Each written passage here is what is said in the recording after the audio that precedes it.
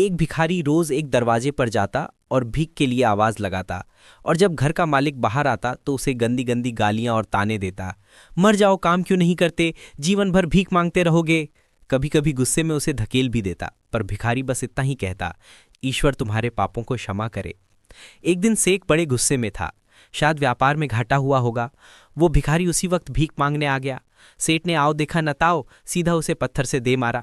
भिखारी के सर से खून बहने लगा, फिर भी उसने सेठ से कहा, ईश्वर तुम्हारे पापों को क्षमा करे, और वहां से जाने लगा।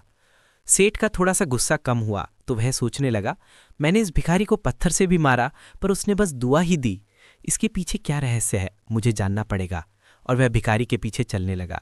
भिखारी जहां भी जाता सेठ उसके पीछे जाता।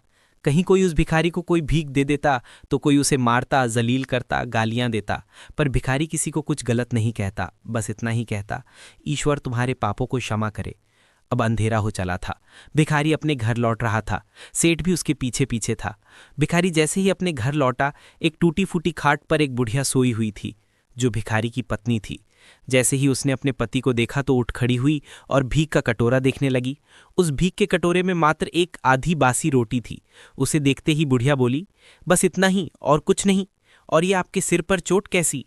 भिखारी बोला, हाँ बस आज इतना ही, ज्यादा किसी ने कुछ नहीं दिया, बस सबने गालियां ही दी, पत्थर मारे, इसलिए ये सिर फूट गया। भिखारी ने फिर कहा, सब अपने ही पापों का परिणाम है। याद है ना तुम्हें, कुछ वर्षों पहले हम कितने अमीर हुआ करते थे, क्या नहीं था हमारे पास, सब कुछ होते हुए भी हमने कभी दान नहीं किया।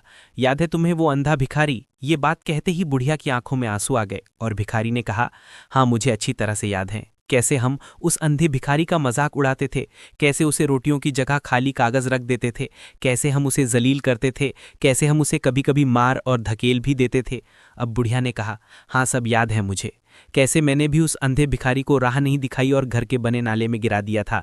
जब भी वह हमसे रोटियां मांगता मैंने बस उसे गालियां ही दी, एक बार तो उसका कटोरा तक फेंक दिया। और वो अंधा भिखारी हमेशा कहता था, तुम्हारे पापों का हिसाब ईश्वर करेंगे। उन दोनों को अपनी की हुई पुरानी हरकतें सब याद की और कहा, आज उस भिखारी की बद्दुआ और हाय हमें ले डूबी। फिर भिखारी ने कहा, पर मैं किसी को बद्दुआ नहीं देता, चाहे मेरे साथ कितनी भी जाती क्यों ना हो जाए, मेरे मुख पर हमेशा दुआ रहती हैं। मैं अब नहीं चाहता कि कोई और हमारे जैसे इतने बुरे दिन देखे। मेरे साथ अन्याय करने वालों को भी मैं दुआ देता हूँ, क्योंकि उनको मालूम ही नहीं वो क्या पाप कर रहे हैं, जो सीधा ईश्वर देख रहा है। जैसी हमने भुगती है कोई और ना भुगते, इसलिए मेरे दिल से बस अपना हाल देख दुआ ही निकलती है। सेठ चुपके चुपके सब यह सब बातें सुन रहा था। उसे अब सारी बात समझ आ गई थी। बूढ़े बुढ़िया ने आधी रोटी को दोनों ने मिलकर खाया और भगवान का लाख लाख शुक्र है यह कहकर सो गए। अगले दिन वह भिखारी भीख मांगने सेठ के यहाँ गया। सेठ ने पहले से ही रोटियां निकाल कर रखी थी। उसने वो रोटियां भिखारी को दी और हल्की सी मुस्कान भरे स्वर में कहा, माफ करना बाबा, गलती हो गई। भिखारी ने कहा, ईश्वर तुम्हारा भला करे, और वो वहां से चला गया। सेठ को एक बात समझ आ गई थी, इंसान तो बस दुआ बद्दुआ ही देते हैं, लेकिन दुआ और बद्दुआ पूरी तो ईश्वर के अनुसार ही होती है।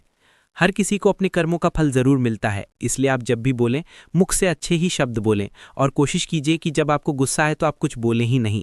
नहीं तो आप गुस्से में सामने वाले को बहुत कुछ कह जाते हैं, जिसका असर आप पर नहीं होता पर सुनने वाले पर ज़्यादा होता है। तो कोशिश करो कि जब भी बोलें अच्छा ही बोलें, क्योंकि परमात्मा हम सबको देख रहा है। हो सके तो बस अच्छा करें, वो दिखता नहीं है तो क्या हुआ, सबका हिसाब पक्का रहता है उस ऊपर वाले के पास। सदैव प्रसन्न रहिए, जो प्राप्त है पर्याप्त है।